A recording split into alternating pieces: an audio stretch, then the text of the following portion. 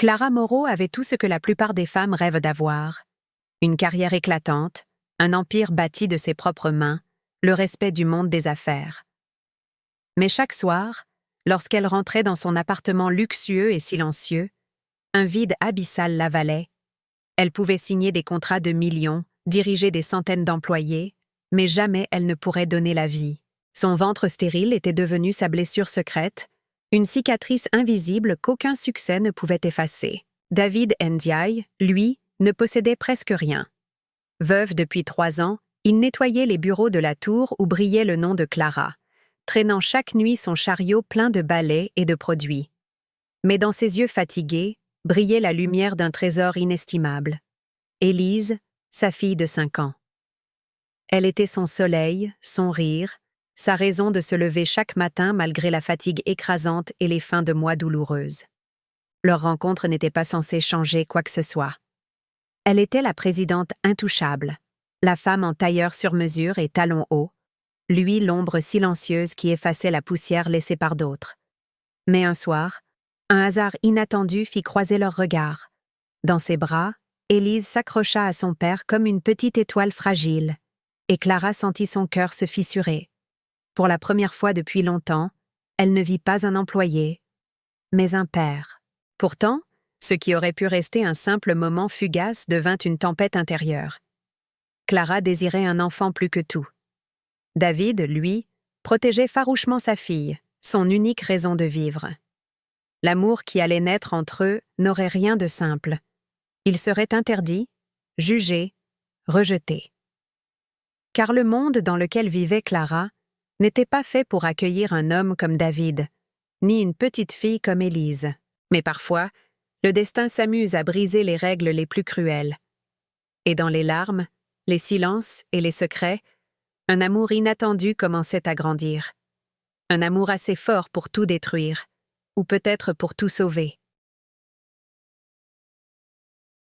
Dans un monde où les histoires d'amour paraissent souvent prévisibles, celle que vous allez découvrir aujourd'hui n'a rien de banal.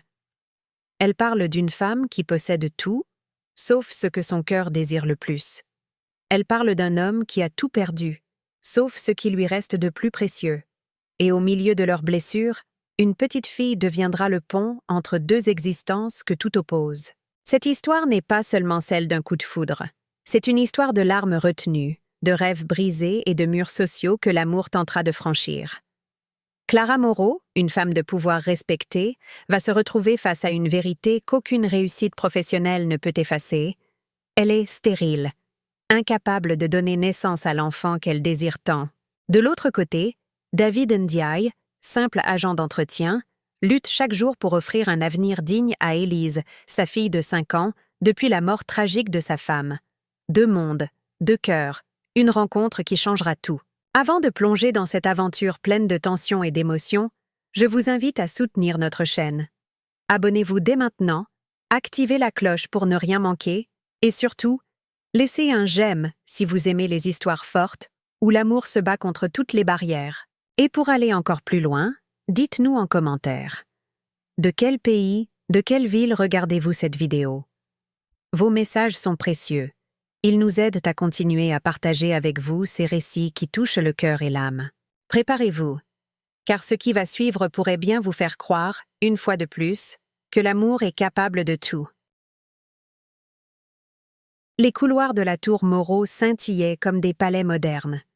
Les murs en verre reflétaient la grandeur de celle qui régnait à son sommet, Clara Morrow.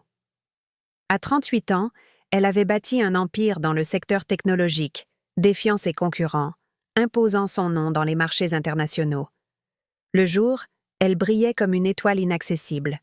La nuit, pourtant, elle se noyait dans un silence étouffant, seule face à ses trophées. Son secret, elle le portait comme une armure fissurée. Les médecins avaient été clairs. Aucune chance de grossesse. Les traitements avaient échoué, les espoirs s'étaient effondrés. Elle s'était réfugiée dans le travail, multipliant les contrats et les victoires, mais chaque fois qu'elle croisait une femme enceinte ou entendait un rire d'enfant, une lame invisible s'enfonçait dans son cœur. Elle voulait adopter. Mais pouvait-elle, avec sa vie de PDG, offrir l'amour et le temps qu'un enfant mérite? Ce soir-là, après une réunion tardive, Clara descendit par hasard dans les étages inférieurs. Les bureaux étaient presque vides, la lumière des néons battait faiblement. Au détour d'un couloir, elle aperçut une silhouette qu'elle n'avait jamais remarquée. Un homme, penché sur le sol, frottait avec énergie une tâche rebelle. Ses épaules larges, son dos voûté de fatigue, contrastaient avec la fierté discrète qui émanait de lui. Elle s'arrêta, intriguée. C'était rare qu'elle remarque le personnel d'entretien. Ils travaillaient toujours dans l'ombre, invisibles au monde brillant des dirigeants. Mais soudain, un petit rire cristallin résonna. Derrière le chariot, une petite fille, aux tresses fines et aux yeux immenses, jouait avec une poupée usée. L'image transperça Clara. Elle resta figée, incapable de détourner le regard. L'homme leva les yeux, surpris. Ses prunelles sombres rencontrèrent les siennes, et il se redressa aussitôt. « Bonsoir, madame », dit-il avec une politesse timide. « Je termine dans quelques minutes. » Clara hocha la tête, mais ses yeux glissaient déjà vers l'enfant. « Elle est à vous » demanda-t-elle doucement. « Oui », répondit-il. « Ma fille, Élise. » La fillette s'approcha, tenant sa poupée contre elle. Clara sentit une chaleur étrange envahir sa poitrine. Cette petite avait l'innocence qu'elle cherchait désespérément. Elle voulut dire quelque chose, mais les mots restèrent coincés. David, lui, semblait mal à l'aise. Sa fille n'avait pas sa place ici, parmi les bureaux froids et les sols encore humides de détergent. Pourtant, faute de solution, il n'avait pas d'autre choix que de l'amener lors de ses quarts de nuit. Clara aurait pu s'éloigner, continuer sa route comme si de rien n'était. Mais ses jambes refusaient d'obéir. « Elle est belle », murmura-t-elle, les yeux brillants. Élise, curieuse, leva son petit visage vers elle. « Tu es une princesse ?» demanda-t-elle avec sérieux. Clara resta bouche bée, avant de sourire malgré elle. Personne ne l'avait appelée ainsi depuis des années. David voulut s'excuser pour l'audace de sa fille, mais Clara leva une main. « Ne vous en faites pas. Les enfants voient toujours ce que les adultes ont oublié, » ajouta-t-elle d'une voix tremblante. Un silence étrange flotta entre eux, ni gênant, ni confortable. Deux mondes venaient de se frôler, et déjà quelque chose de fragile s'était installé. Mais soudain, une voix sèche claqua dans le couloir. « Clara ? Que faites-vous ici ?» C'était l'un de ses directeurs adjoints, étonné de l'avoir parlé à un agent d'entretien. Le regard de l'homme glissa de Clara à David et se chargea d'un mépris à peine voilé. Clara sentit son ventre se nouer. Elle savait déjà ce que ce monde pensait des frontières sociales. Elle n'était pas faite pour être franchie. Elle tourna pourtant une dernière fois ses yeux vers Élise, qui lui souriait avec la pureté des anges. Et à cet instant, Clara comprit que ce simple détour dans un couloir allait bouleverser tout ce qu'elle croyait savoir sur sa vie. Si vous voulez savoir ce qui va se passer ensuite entre Clara et David, abonnez-vous maintenant et laissez un commentaire avec votre ville ou pays. Le lendemain matin, Clara ne pouvait chasser de son esprit l'image d'Élise. Le rire cristallin de la petite résonnait encore dans ses oreilles, et chaque fois qu'elle fermait les yeux, elle revoyait le regard de David, sombre et intense. Elle avait toujours pensé que rien ni personne ne pourrait briser sa routine parfaitement ordonnée. Et pourtant, dans son bureau immaculé, Clara fit défiler ses emails avec un automatisme mécanique. Mais son esprit vagabondait vers le petit appartement modeste où vivaient David et sa fille. Elle savait qu'elle ne pouvait pas se contenter d'un simple sourire croisé dans un couloir. Un sentiment nouveau, effrayant et doux à la fois, la poussait à vouloir connaître ce monde qu'elle avait toujours ignoré. David, quant à lui, ne savait pas quoi penser de cette patronne qui semblait s'intéresser soudainement à lui et à sa fille. Il avait appris à se méfier des regards des riches, de leurs paroles qui semblaient compatissantes, mais qui cachaient souvent le jugement. Veuf, habitué à se débrouiller seul, il refusait de se laisser attendrir facilement. Élise, elle, tirait sur sa manche, curieuse de savoir pourquoi une dame très jolie lui souriait. Le soir, Clara décida de passer au-delà de la simple politesse. Elle demanda à David « J'aimerais vous inviter, vous et votre fille, à déjeuner demain, chez moi. » David la fixa, incrédule. « Chez vous ? Vous êtes sûr ? » « Oui. »« J'aimerais vous connaître, » répondit-elle calmement. bien qu'une nervosité cachée tremblait dans sa voix. La proposition avait l'effet d'une bombe silencieuse. David savait que ce genre de geste pouvait être mal interprété par ses collègues, voire par la société entière. Mais quelque chose dans le regard de Clara lui disait qu'elle était sincère. Élise, enthousiaste, sauta dans ses bras, et son rire effaça toutes les hésitations. Le lendemain, le trajet jusqu'à la luxueuse résidence de Clara fut un mélange d'appréhension et d'émerveillement pour David. Chaque pièce semblait raconter une histoire de pouvoir et de richesse, un monde où il n'avait jamais mis les pieds. Mais Clara, attentive et douce, veillait à ce que ni lui ni sa fille ne se sentent étrangers. Elle avait même préparé un petit coin pour Élise, avec des jouets et des livres. Pendant le déjeuner, Clara observait attentivement David. Elle voyait dans ses gestes, dans la façon dont il parlait à sa fille, une tendresse qu'aucun manuel de gestion ne pouvait enseigner. Et Élise, elle la fascinait par sa spontanéité et sa candeur. Clara sentit son cœur se serrer, consciente que l'amour qu'elle cherchait depuis si longtemps se trouvait juste devant elle. Mais tout bonheur naissant a ses ombres. Alors que le dessert était servi, le téléphone de Clara sonna. C'était son directeur adjoint, encore lui, qui exigeait qu'elle annule ses visites pour se concentrer sur une réunion cruciale. Clara se leva, laissant David et Élise seuls quelques instants. Lorsqu'elle revint, elle trouva David légèrement tendu. L'espace entre eux semblait déjà rempli de règles invisibles, de barrières sociales que ni elle ni lui n'avaient encore osé franchir. La journée se termina avec un silence chargé de non-dits. Clara savait qu'elle voulait adopter, mais chaque fois qu'elle regardait David et sa fille, elle se demandait si son désir d'amour n'allait pas la pousser à franchir une ligne qu'elle n'aurait jamais cru franchir. David, de son côté, se demandait si l'intention de Clara était vraiment pure, ou si elle jouait un rôle dans son monde inaccessible. Alors qu'ils se disaient au revoir, Élise lança un regard plein d'espoir à Clara. « Vous resterez ce soir ?» Clara sourit, les yeux humides, et murmura « Oui, je reviendrai. » Dans ce simple échange, quelque chose de fragile mais puissant venait de naître, quelque chose qui pourrait changer la vie de tous les trois. Si vous êtes captivé par cette histoire, n'oubliez pas de liker et de vous abonner pour découvrir le prochain chapitre. Les jours suivants furent un tourbillon d'émotions pour Clara. Chaque visite auprès de David et Élise devenait un mélange de douceur et de tension. Elle se surprenait à anticiper leurs rires, à chercher leurs regards, et à mesurer ses propres sentiments avec une prudence qu'elle ne se connaissait pas. David, de son côté, se retrouvait déstabilisé par cette femme puissante et pourtant vulnérable. Il n'avait jamais été confronté à une personne qui pouvait à la fois intimider et toucher son cœur. Sa méfiance naturelle se heurtait à son désir de protéger Élise et à ce sentiment naissant pour Clara, qu'il refusait d'admettre. Une après-midi, Clara proposa une sortie au parc. Élise courait devant eux, riant aux éclats, tandis que les arbres offraient une fraîcheur bienvenue à la chaleur estivale. Clara regardait David d'un œil attentif. Ses mains robustes, son sourire rare mais sincère, tout en lui fascinait Clara.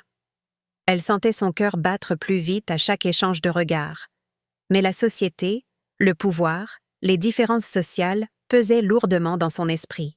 À un moment, Élise trébucha légèrement sur le gravier. David se précipita pour la relever, et Clara observa ce geste instinctif, la façon dont il la protégeait sans hésitation. Cette simple scène éveilla chez elle un mélange d'admiration et de désir qu'elle ne pouvait ignorer. Son souffle se fit plus rapide, et elle dut détourner les yeux pour cacher l'intensité de ses sentiments. Alors qu'ils s'asseyaient sur un banc pour reprendre leur souffle, Clara sentit une tension s'installer entre elle et David. Ils ne parlaient pas, mais leurs yeux se cherchaient, se fuyaient et se retrouvaient sans cesse. Chaque silence était chargé d'émotions non dites, chaque geste avait un double sens. Le monde autour d'eux semblait disparaître, ne laissant que l'ombre de leur attraction mutuelle. Mais tout bonheur a ses obstacles. Un ancien collègue de Clara apparut soudain, remarquant David et Élise près d'elle. Son regard trahissait la surprise et la désapprobation. Il fit une remarque désobligeante, insinuant que Clara se mêlait d'affaires qui ne la regardaient pas. David serra les poings, prêt à répondre, mais Clara posa une main sur son bras et lui fit signe de rester calme. Leur complicité silencieuse parla plus fort que n'importe quelle parole. Ce soir-là, Clara rentra chez elle avec un mélange de bonheur et de confusion. Les sentiments qu'elle éprouvait étaient puissants, mais ils remettaient en question toutes ses certitudes. Elle se demandait si elle était prête à s'abandonner à cette émotion inconnue, si elle pouvait réellement ouvrir son cœur et offrir à David et Élise l'amour qu'ils méritaient. David, de son côté, réfléchissait à sa propre vie. Veuf depuis des années, il avait appris à se protéger, à ne jamais dépendre des autres. Mais Clara représentait quelque chose qu'il n'avait jamais connu, une chance de reconstruire sa famille, de créer un foyer stable et aimant pour Élise.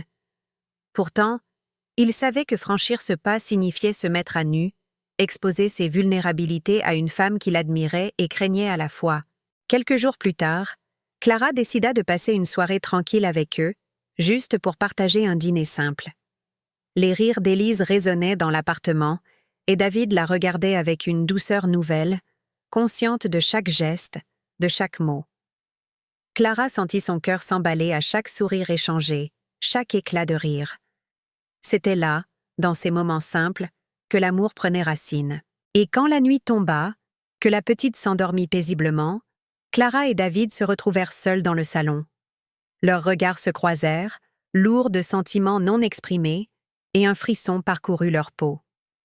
Ils savaient tous les deux que quelque chose venait de changer irrémédiablement entre eux. Si vous ressentez cette tension et voulez savoir comment leur histoire va évoluer, abonnez-vous maintenant et laissez un commentaire avec votre ville ou pays. Les semaines passèrent, et la relation entre Clara et David devint de plus en plus complexe. Chaque rencontre était un mélange de tendresse, de tension et de désir contenu. Clara se surprenait à attendre avec impatience les moments partagés avec David et Élise, et chaque sourire de la petite illuminait ses journées. David, quant à lui, était tiraillé entre la prudence et l'attirance. Il ne voulait pas se laisser emporter, mais chaque geste de Clara, chaque attention qu'elle portait à sa fille, le faisait vaciller. Le passé, les blessures et la peur de perdre encore une fois une famille le rendaient méfiant, mais son cœur commençait à parler plus fort que sa raison. Un après-midi, Clara proposa une activité surprise, un atelier de peinture pour Élise.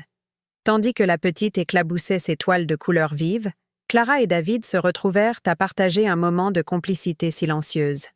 Leurs mains se frôlaient en mélangeant les couleurs, et chacun ressentait la chaleur de l'autre, le poids des émotions non dites. Soudain, Élise regarda son père et Clara avec un sourire malicieux. « Vous êtes amoureux, n'est-ce pas ?» Le silence tomba. David rougit légèrement, tandis que Clara sentit son cœur s'emballer. Elle sourit, incapable de mentir à la petite. « Peut-être, » répondit-elle doucement. Élise éclata de rire et sauta dans leurs bras, scellant un moment de pure innocence et de bonheur. Mais tout bonheur a ses défis. Le passé de Clara la rattrapa lorsque son ex-associé tenta de la déstabiliser au travail. Il la critiquait pour sa proximité avec David, insinuant que ses décisions professionnelles étaient influencées par des sentiments personnels. Clara dut trouver un équilibre entre ses responsabilités de CEO et son désir de construire une famille avec David et Élise. Un soir, après une longue journée, David et Clara se retrouvèrent seuls sur le balcon. La ville brillait autour d'eux, et un silence complice les enveloppait. Clara prit une profonde inspiration et murmura « Je sais que ça semble fou, mais je veux que nous soyons une famille, pour Élise et pour nous. » David la regarda, touché par sa sincérité. « Moi aussi, Clara. Je crois que je t'aime. » La tension, les doutes et les peurs laissèrent place à une émotion pure. Pour la première fois depuis longtemps, chacun sentait que le monde extérieur n'avait plus d'importance. Tout ce qui comptait, c'était cette connexion fragile mais forte qui les unissait, cette famille naissante prête à affronter les défis ensemble. Les jours suivants, Clara commença le processus officiel pour adopter Élise. Chaque visite, chaque document, chaque entretien la rapprochait un peu plus de ce rêve longtemps désiré. David était à ses côtés à chaque étape et Élise rayonnait de bonheur, sentant que sa vie allait changer pour le mieux. Lors de la cérémonie finale, Clara, David et Élise se tenaient main dans la main. Le juge prononça les mots magiques qui scellaient officiellement leur famille. Les larmes coulaient sur les joues de Clara et David, tandis qu'Élise riait et sautillait, consciente que son rêve venait de se réaliser. Et alors qu'ils sortirent du tribunal, unis et heureux, Clara sentit un souffle de liberté et de joie qu'elle n'avait jamais connu. Les épreuves, les tensions et les doutes n'étaient plus que des souvenirs, et l'amour pur qu'ils partageaient illuminait leur avenir. Ensemble, ils avaient trouvé ce que ni l'argent, ni le pouvoir, ni les peurs ne pouvaient offrir, une vraie famille, remplie d'amour et d'espoir. Si vous avez aimé cette histoire et voulez suivre d'autres récits passionnants, abonnez-vous et laissez un commentaire avec votre ville ou pays. Et voilà. Clara, David et Élise ont trouvé ensemble ce que ni l'argent ni le pouvoir ne peuvent acheter. Un amour sincère et une famille unie. Leur histoire nous rappelle que le véritable bonheur ne réside pas dans les titres, les réussites ou les apparences, mais dans les liens du cœur, dans la tendresse partagée et dans le courage de suivre ses sentiments malgré les obstacles. Chaque sourire d'Élise, chaque geste de protection de David et chaque décision audacieuse de Clara nous montrent que l'amour peut briser toutes les barrières, sociales ou personnelles. Il suffit parfois d'un simple regard, d'un moment partagé, pour que des vies entières soient transformées. Si cette histoire vous a touché, n'oubliez pas de vous abonner à la chaîne, de laisser un j'aime et de partager en commentaire votre ville ou pays. Vos messages nous permettent de continuer à créer des récits qui font vibrer le cœur et l'âme. Rappelez-vous, peu importe les différences, peu importe les jugements, l'amour trouve toujours son chemin. Et parfois, ce chemin inattendu est celui qui change tout. Merci d'avoir suivi cette aventure et restez avec nous pour découvrir de nouvelles histoires où passion, émotion et drame se mêlent pour vous captiver.